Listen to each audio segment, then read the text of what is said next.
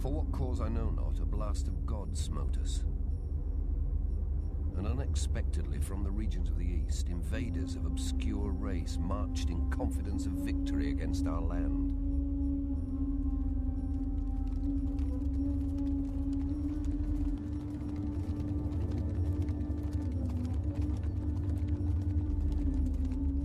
In the 17th century BC, the ancient kingdom of Egypt was suddenly overthrown.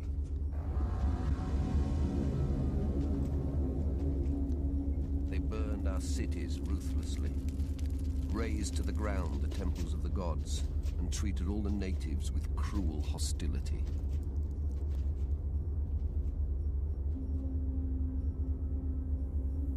Humiliated by the defeat, the Egyptian pharaoh vowed to reclaim his country. Out of the desert sprang an army of warriors, burning with vengeance.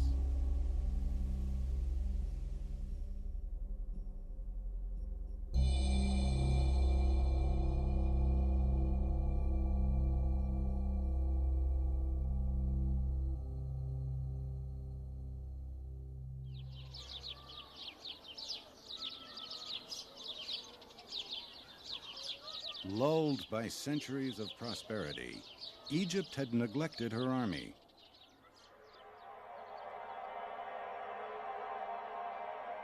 Secure behind deserts and seas, the pharaohs instead built safeguards for the afterlife. But in 1640 BC, the peace of the kingdom was shattered.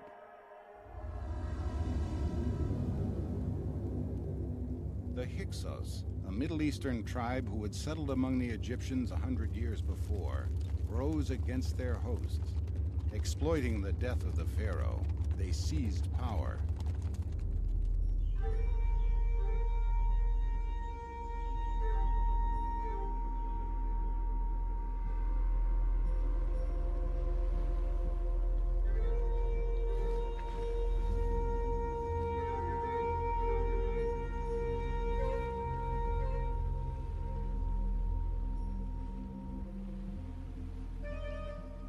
The Hyksos had taken a rich prize indeed, the gift of the Nile.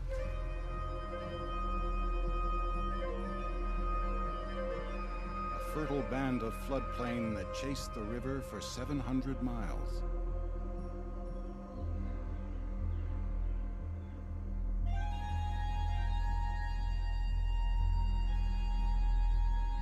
Every July, the Nile overflowed, making the desert bloom. Farmers had only to scatter their seeds on the rich silt left in the river's wake to reap 2 harvests a year. Now, the Hyksos held sway over this land.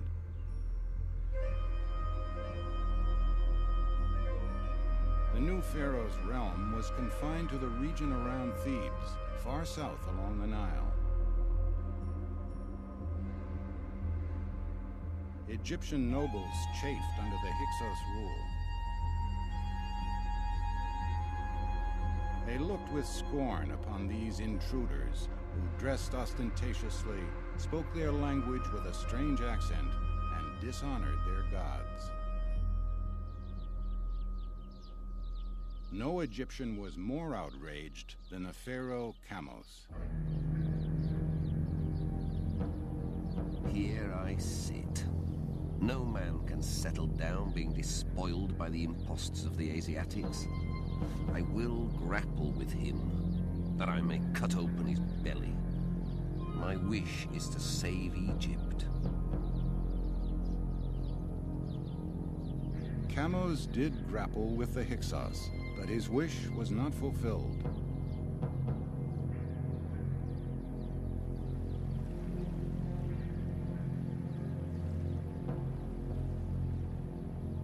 His successor, Ahmosis, was also forced to suffer the taunts of the Hyksos.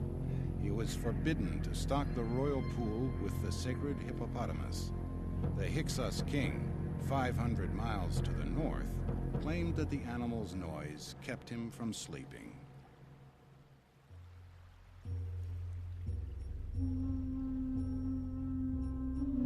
Ahmose swore to drive the Hyksos out of Egypt, but he lacked the means. The power of the pharaohs rested on a small bodyguard. During wartime, this skeleton army was reinforced with conscripts, who were dismissed as soon as the war ended. From his exile in Thebes, the pharaoh Ahmose began to build a new institution in Egypt, a standing army 1,000 strong and growing by the day.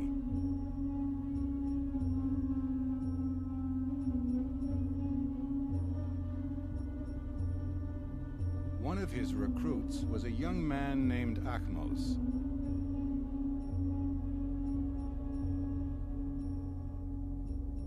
Inscribed on the walls of his tomb is a rare account of the life of a soldier.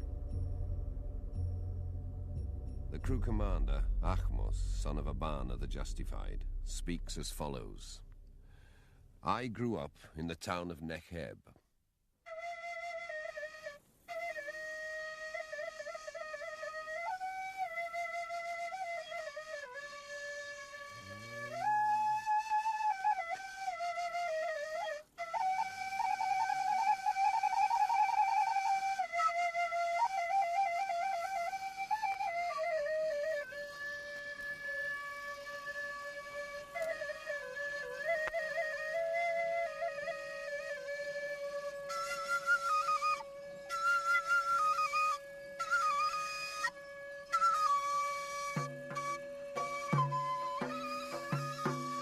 In the time of the Hyksos, the Egyptians were forced to pay tribute to their new masters in grain, livestock, or whatever goods they could afford.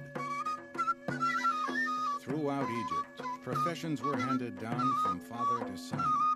The son of a scribe would be educated as a scribe. The son of a craftsman would be apprenticed to the family trade.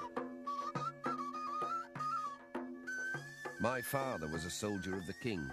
I took service as a soldier in his stead on the ship the Wild Bull in the time of Ahmose, when I was young and had not taken a wife.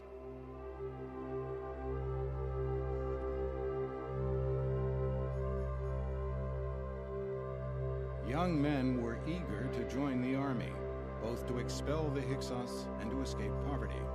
Success in battle offered the chance of reward.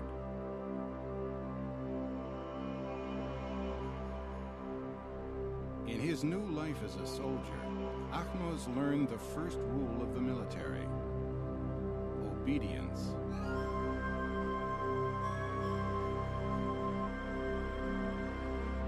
He was issued a uniform, short linen kilt and light leather shield, and his hair was shorn to mark him as a soldier and forge a bond with his comrades.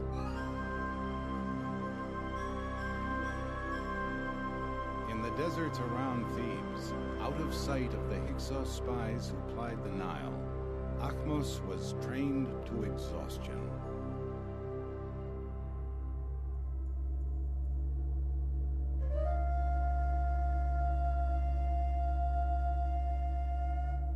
Come, let me tell you the woes of the soldier.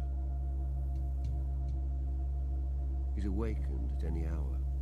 One is after him as after a donkey, toils until darkness. He's hungry, his belly hurts. He's dead while yet alive. When he receives his grain ration, it's not good for grinding. He's called up, he may not rest. There are no clothes, no sandals. His march is uphill through mountains. He drinks water every third day. It's smelly and tastes of salt. His body is ravaged by illness.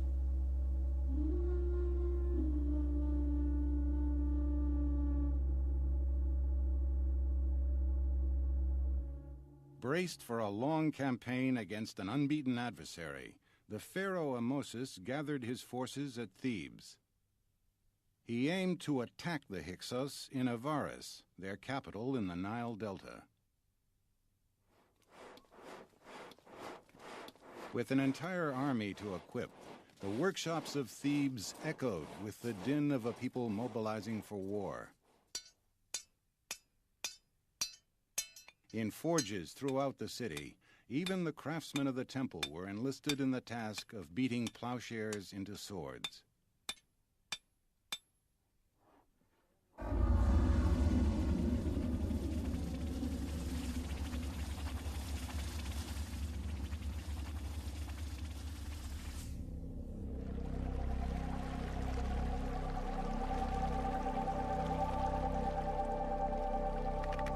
Raised by the broad waters of the Nile and trained as a sailor, Ahmose was put to work as a deckhand.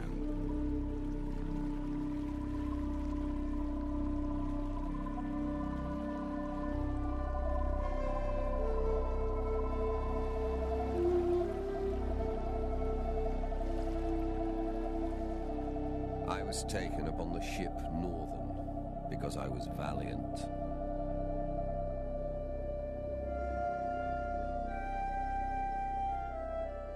In ships crowded with horses and chariots, Ahmose and his comrades set sail upon the Nile.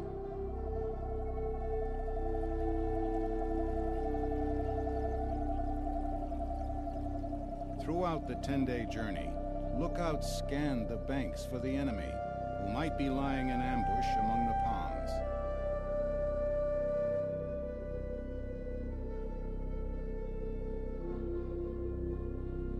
The Hyksos tried to barricade the broad river with boats and chains, but failed.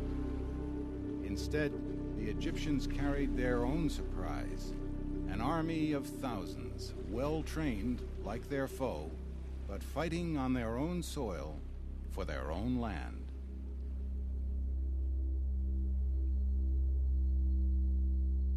Reaching the marshy delta near the Mediterranean, Ahmose and his comrades disembarked and marched upon the Hyksos strongholds around Avaris.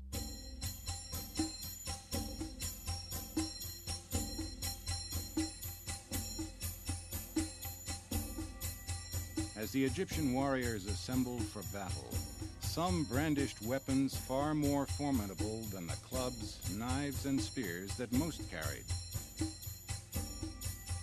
The Pharaoh's army would turn the weapons of the Hyksos against them: the long-range bow, a strong sword, and armor to protect the body. And the greatest innovation of all, the chariot.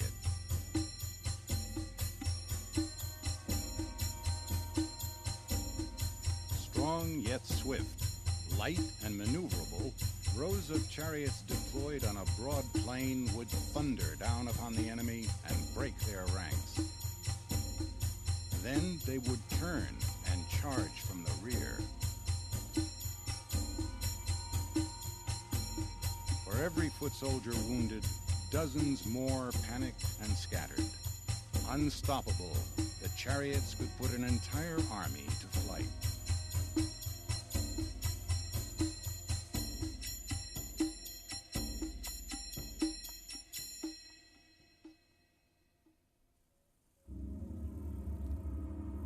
The young soldier Ahmose may have fought in the elite infantry unit known as the Strong Arm Boys. Trained to engage at close quarters, they charged the Hyksos wielding spears. Other soldiers carried a bronze-headed axe, a curved sword, or a throw stick, a weapon much like a boomerang, and able to wound or kill.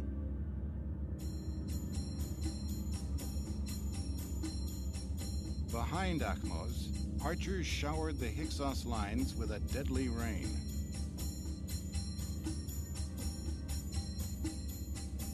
The attack was led by the Pharaoh Ahmose himself.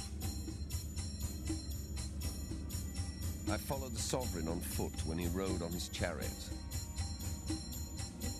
When the town of Avaris was besieged, I fought bravely on foot in His Majesty's presence.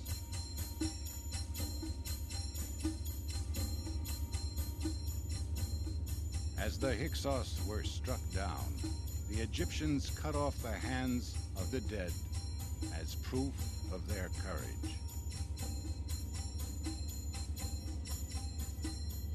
These bloody relics brought Achmos reward. A golden necklace and a golden dagger, the gold of valor.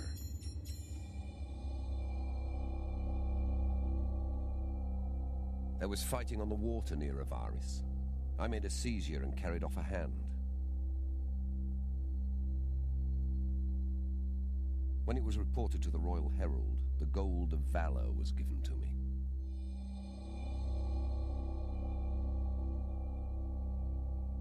The Hyksos, conquerors of Egypt, now found themselves surrounded.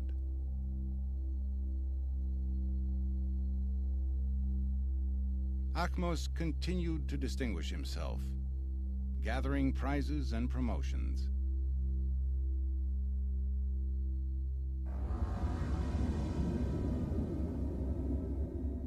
There was fighting in Egypt to the south of this town, and I carried off a man as a living captive. I went down into the water, for he was captured on the city side, and crossed the water carrying him. When it was reported to the Royal Herald, I was rewarded with gold once more.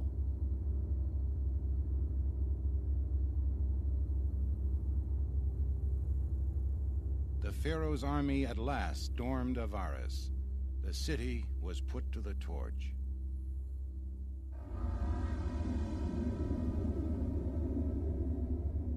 I brought spoil from there. 1 man, 3 women. His Majesty gave them to me as slaves.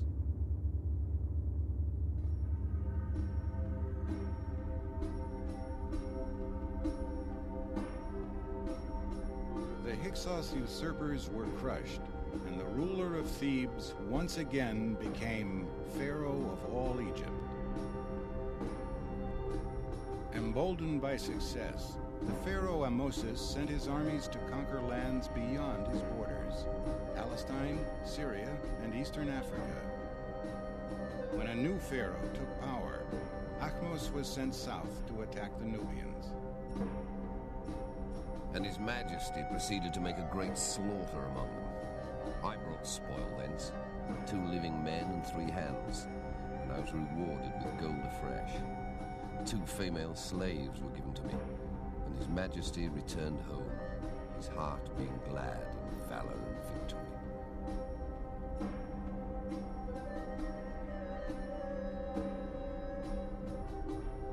Just as the Hyksos had exacted tribute from the Egyptians, now the Pharaoh compelled defeated nations to send tribute to him.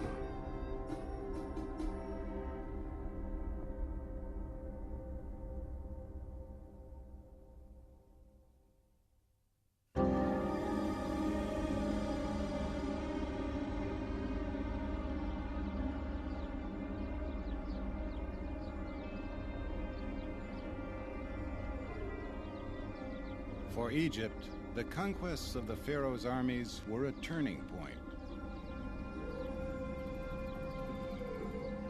As the rulers who followed Ahmosis built upon his victories, they ushered in an age of imperial splendor.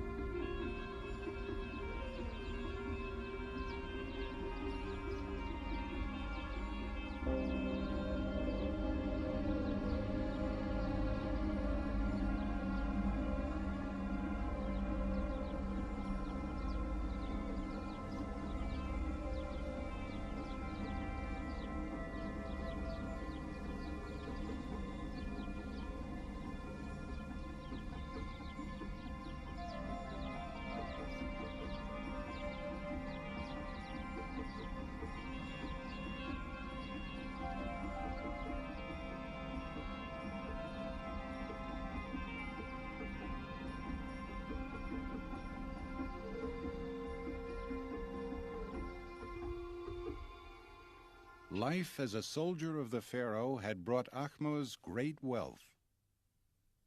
Many times over he had won gold, slaves, and honor. Few soldiers fared so well.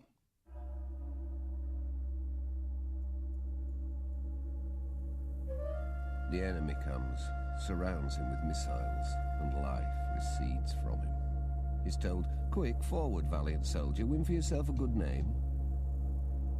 His body is weak, his legs fail him.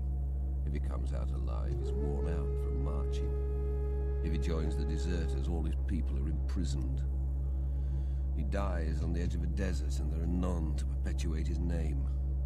He suffers in death as in life. He's placed in a sack.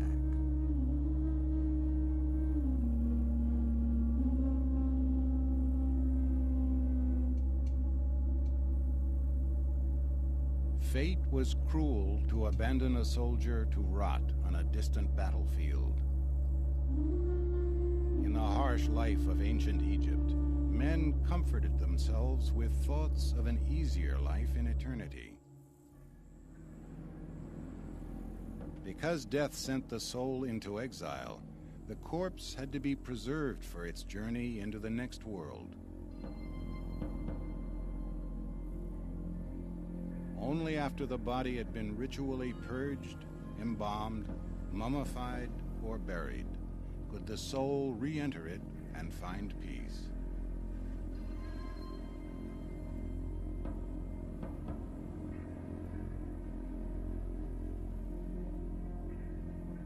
Ahmose was more fortunate than most warriors. On average, a man lived only 38 years. Ahmose survived well into his 50s. When he retired with honors from the pharaoh's service, he was granted the great privilege of burial in a tomb.